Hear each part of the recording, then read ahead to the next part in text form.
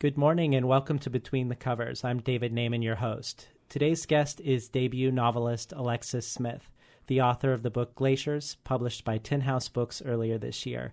Glaciers, which follows a character named Isabel through a day in her life in Portland, was a Publisher's Weekly Pick of the Week and received its coveted starred review describing the book as both lyrical and luminous. Welcome to Between the Covers, Alexis Smith. Thank you. Nice to be here. So Isabel is a 20-something Portlander who works in a library repairing books and has a particular interest in vintage clothing and collecting ephemera from the past, vintage postcards. Tell us what makes Isabel tick. What is she doing with all of these activities in your mind? Well, she's I think she's a little afraid of the future. And in that way, she sort of clings to the past, both her own past, her memories of her childhood in Alaska, and also the lives of others that she feels maybe have slipped out of memory. So I think she's attracted to these other people's things because she feels her own mortality, maybe. And the mortality of the planet itself. I was going to ask you about that because the voice really feels like an old soul in a way. It feels like you'd imagine somebody who was reviewing their life, who didn't have much of a future ahead of them, having this sort of attachment to retrospection and nostalgia. And yet we're looking at a 20-something-year-old woman who... you wouldn't necessarily normally attach that voice to it. And it did give me a feeling of foreboding, like there isn't a future for the planet, and she's looking backwards instead of forwards because she can't imagine things of value. Was that intentional in how you put the book together? It was, actually. In early drafts of the book, there was an almost pre-apocalyptic feel to it. It was set in a Portland that was very, that was dark. The recession was more of a deep, deep depression, and the wars were, still raging, and there were protests, and there were scenes in the book that were much more like the Portland of the past that I think it was George Bush called, or was it Reagan, Little Beirut. It was much more of this sort of old school Portland. There was no Pearl District. There was no, right. And things sort of changed over the years. I spent 5 or so years writing it, and I definitely that feeling of we're losing the planet, in various ways. The drought that most of the country experienced, and how that's devastated farmers, and from Isabel's perspective, just. The changes in Alaska, where she grew up, being able to walk up to glaciers, and the glaciers are disappearing, and measurably that within lifetimes, you're able to walk farther and farther to get to that glacier now.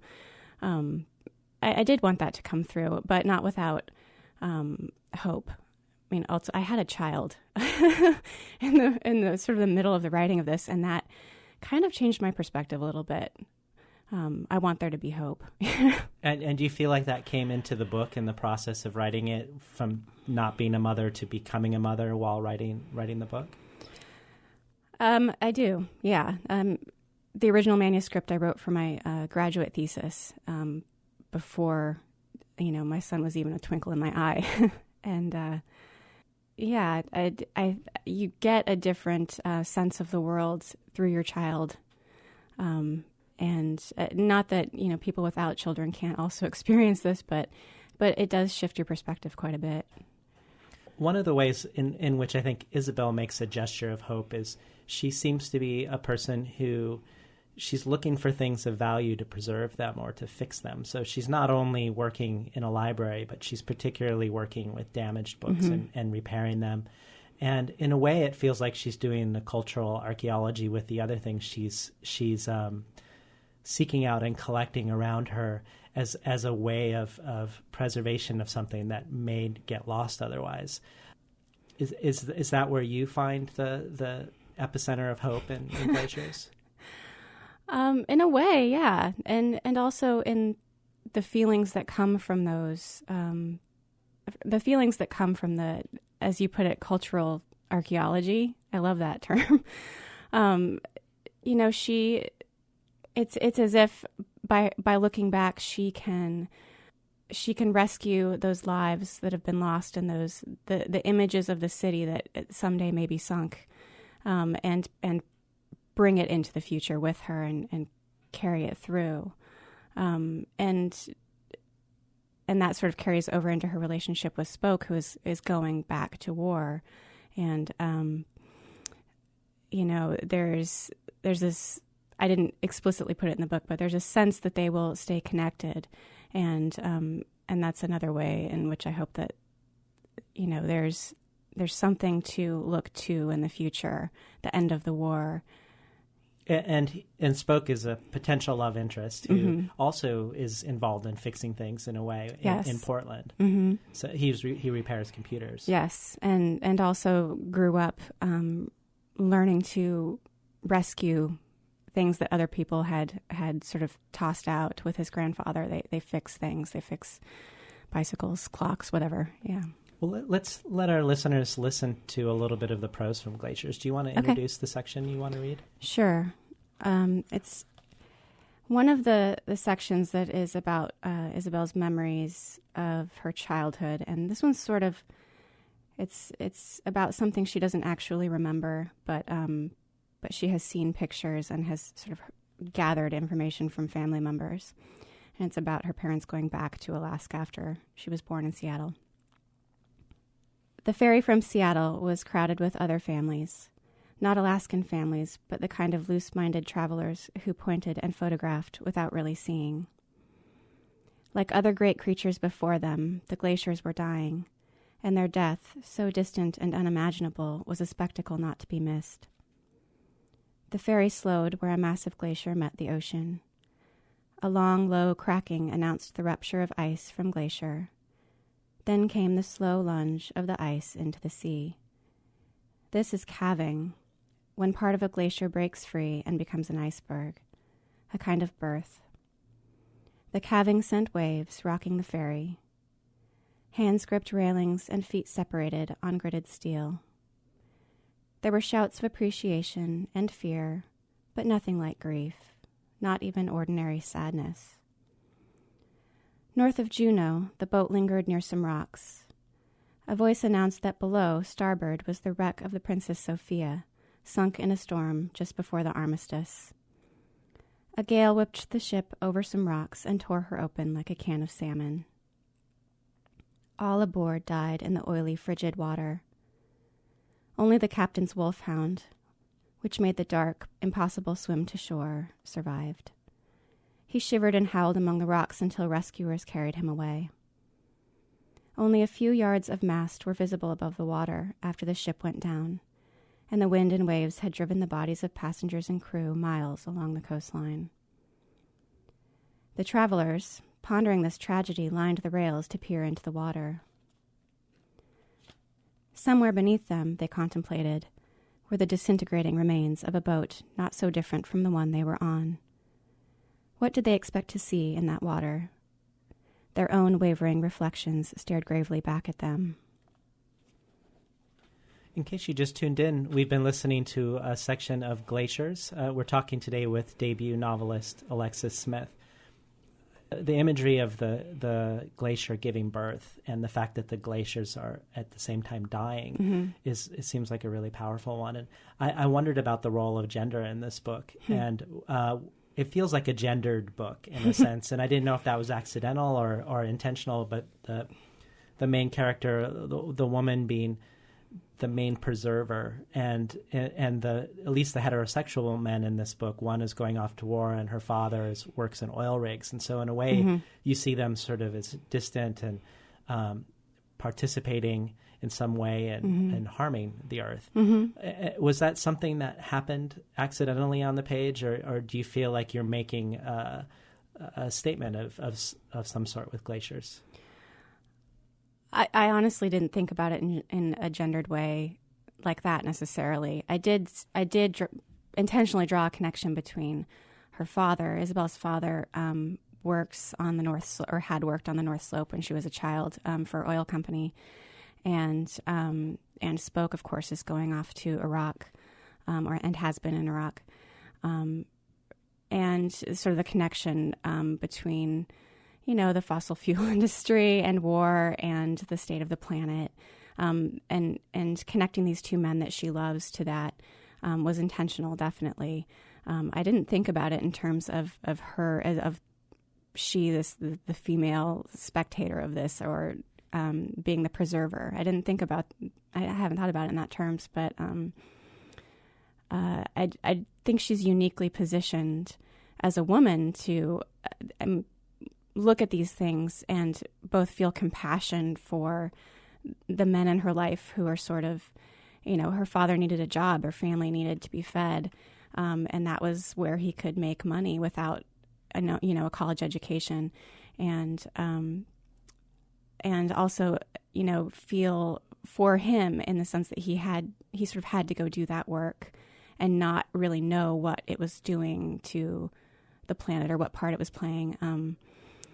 I think she really, I think it was, that part was intentional, just that as a character, she was able to connect to these men who were doing something that could easily be judged, but she loved them and cared for them and didn't want to judge them.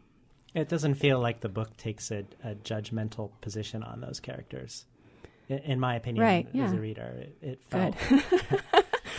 So the structure of the book, I think, is really interesting because I feel like it really effectively puts the reader in a perspective of doing with Isabel what Isabel is doing with the world. And what I mean by that is the book is very short for a novel, and each of the chapters are quite short. And it feels like each of the chapters, in their brevity, are giving us little snapshots or postcards, for that matter, of Isabel, and that we, as the reader, have to put her together through these chapters. The way that it feels like even though she's delving into the past, and it's not even her own past that she's delving into entirely, because she's looking at other people's postcards that she finds, and she's wearing other people's dresses. She's going through that same enterprise of trying to piece together who she is through this process.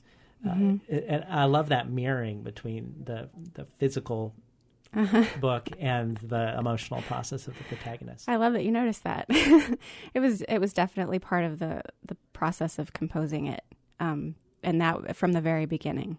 These chapters started as prose poems, actually, and the Alaska chapters came first because I grew up in Alaska and I was sort of exploring my own memories of the place, and yeah, it was what you see on the page. And Tin House did a beautiful design of the book, and it's the comment I get from so many people where I can just be like, yes, it is beautiful. I had nothing to do with that part of it, but they did such a beautiful design with all of the white space on the page, and I think that part of it also, the justified text, the text is in these sort of blocks that flow through the book, but there's a lot of white space, and it sort of gives you a sense of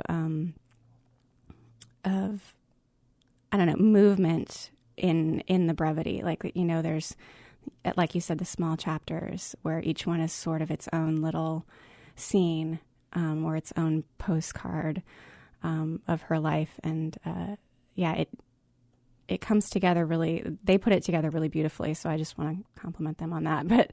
But yeah, the short chapters were definitely intentional. Yeah. I would agree with you around the design aspect as well. It's a pleasure to hold. It has like the quality of the paper, the cover. It feels right that we have a character who's looking for things of quality to protect, and you also feel like you have a small object. And in a way, I wonder, did you also mean with Glaciers to be a lament about the disappearance of books? I know we talked a little bit about the disappearance of nature and trying to hold on to things of value from the past. But we have a protagonist who's working in a library. She's repairing damaged books, and obviously you're writing this in the climate where the publishing industry is collapsing, and we haven't found a new equitable model at this point. Right.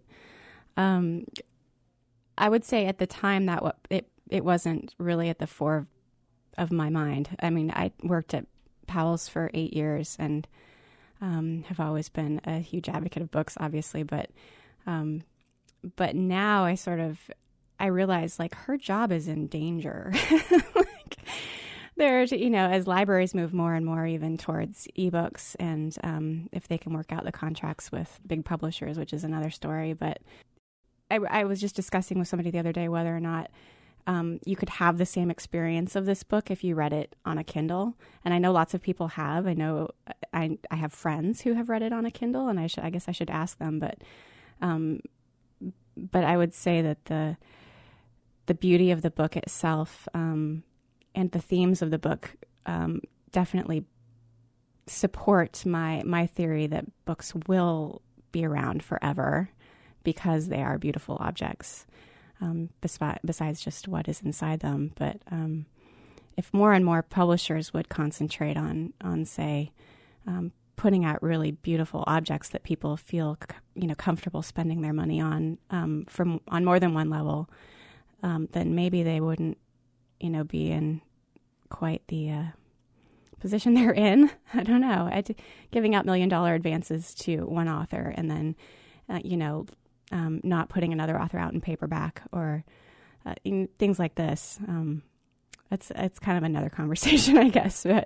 But definitely one that I think this book raises, maybe unintentionally, but still raises nonetheless.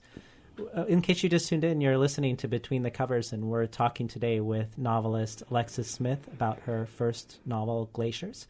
So there are many obvious ways in which this book is a Portland book. You make references to lots of things from the food carts in Portland to Portland geography, but in a bigger way, it feels spiritually like a Portland book to me, and in the sense that of the concerns that we've been talking about, how to live with this larger trajectory of things maybe going in the wrong direction environmentally, with books and other ways, how to put together a culture that goes counter to that. Is this book a love letter to Portland in some sense? Absolutely. Or an evocation of that, yes, that aesthetic in Portland? Yeah, absolutely. And other cities too have the same kind of vibe that Portland has. But I mean, especially with the way Portland has sort of captured the country, via other media like Portlandia or even, the television show Grimm, which has been filming in my neighborhood a lot lately. And every time I post on Facebook about it, I have friends from all over the country who are like, that show is great. It makes me miss the Northwest. And, but I moved to Portland almost 13 years ago, when it was a very different city, in a lot of ways. The Pearl District didn't exist, and the Mississippi corridor wasn't around. I mean, there are a lot of these sort of great neighborhoods in Portland that just weren't here, but there was still this sort of love of Oregon and the Willamette Valley and just everything about, being a Northwesterner. Like, people moved here very intentionally to be here, and I think that as the city grows, it's really that is coming out more and more. And let me pose a question to you related to Glaciers and Portland. And the city's changed a lot in 13 years. You've named some of the ways in which it's changed. And this book really deals with this, where are we going is one question that this book is raising, and what are we losing in the process of going there? Yeah, absolutely. How are you feeling about where Portland's going in that process? Is it mostly a positive thing, or I would say that I feel mostly positive about Portland, and I still love living here. The things that bum me out most, I guess, are that someone like me who's living a creative lifestyle, and I guess there are a lot of someone like me in the city right now, but we don't make a lot of money. And so I've been gradually moving sort of farther and farther out of the city because I can't afford to live in sort of the central districts of the city anymore. And right now I live in St. John's, which I adore. I love St. John's. But at the same time, I see it changing in the same way that every other neighborhood I've moved into and out of in Portland has changed. And so housing in Portland is just, especially being a single mom, like it just freaks me out.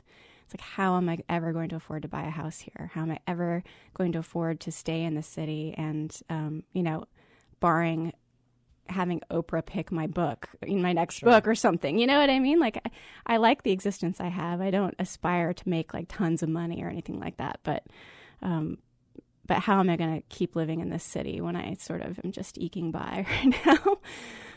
At the same time, I take advantage of a lot of the stuff that happens in these neighborhoods when great restaurants show up or, great little shops or bookstores or, things like that. I like that stuff. I appreciate it.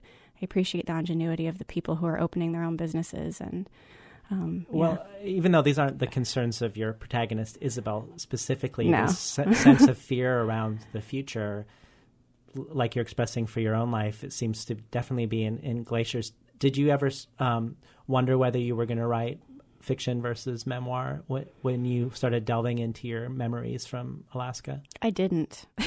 You knew all I knew I would have to fictionalize parts of it. Sure. The family stuff, I'm pretty straight up about. The family element, Isabel's family, is very, very similar to my family. But I am not Isabel. Isabel is maybe someone I could have been if I had gone in a different direction at some point in my life, but I never did consider writing memoir. It seems trickier to me somehow. Because it has to be at least somewhat fictionalized. So I just as soon call it fiction. And well, what I wonder a little bit when reading this book and Isabel's process, if Isabel's process of going into the past might be similar to your own process in putting together the book as a writer, because she has a strange interplay between delving her memories and imagining things that haven't happened. So she's craving some connection to her past, and she's going into her childhood in Alaska, but she's also picking up postcards written from two people she's never met, and she's imagining their whole lives. And so there's this dance between the two, between memory and imagination. And I'd imagine if you were going to delve your own past, that there would have to be a dance similar. Yeah, I think that's a really great connection. I hadn't thought about it quite in that way, but I think that's a really beautiful way of thinking about composition. And especially, I definitely do that myself. Yeah. Glaciers takes place in one day. And you make a reference, an unnamed reference at the end of the book to presumably Virginia Woolf when someone's telling a story about visiting a place where a writer drowns herself in England. Is this an homage to Mrs. Dalloway, which also takes place in one day? It definitely started out that way. There was one particular moment when I woke up and I turned on the radio, and it was right after the tube bombings in London. And so this is post 9/11, but it was in the time when anxiety was still really high, and the first thing I thought was, what would Virginia Woolf make of this situation? Like, she has a soldier character in Mrs. Dalloway, of course. There were other soldiers in literature who sort of influenced me as well, but she was really trying to feel what it was like.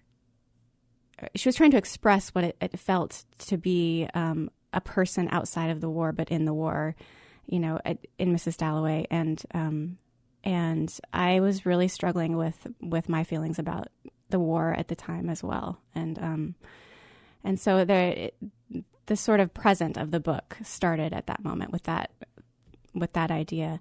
It definitely, I didn't use it as a map, so really, but I think the presence of the war just off the page is crucial to Glaciers for me. Maybe because it feels so strange that we could be at war for 11 years and everything can feel so normal. Yeah. And it would be very easy to write Glaciers without that. You could write Isabel's Enterprise without having spoke, but it adds this other quality that I think really dimensionalizes the book for me. The fact that, yes, people are leaving this enclave and going off and doing or experiencing horrible things. That was definitely part of what I wanted to get at, because I would never consider joining the military, and I think there were a lot of assumptions by people sort of in my class or friends of mine about who would join the military and why, and how are they going to join this when they get back, where we've sort of just been going on day to day, going to Target and doing whatever, eating out at restaurants and doing whatever we do, and sort of, shaking our heads at how horrible it is, and driving our cars home. And, I feel very conflicted about it. I don't have neat, tidy feelings about it. And I think that was part of why I wanted to bring a soldier character into it, because the war is very different now than it was in World War II and in World War I. And, we don't have victory gardens anymore. And here there's I am. Almost no civic participation back home. Yeah. So there's and our sense of entitlement is still really great, and that there's not a sense that we should be giving much. Yeah. I feel, pretty conflicted about that. So, Alexis, are you working on a new project at the moment? I am, yes. It's another novel. Can you tell us a little bit about it? It's a longer novel. It also takes place here in the Northwest, more in Washington, in the Puget Sound area.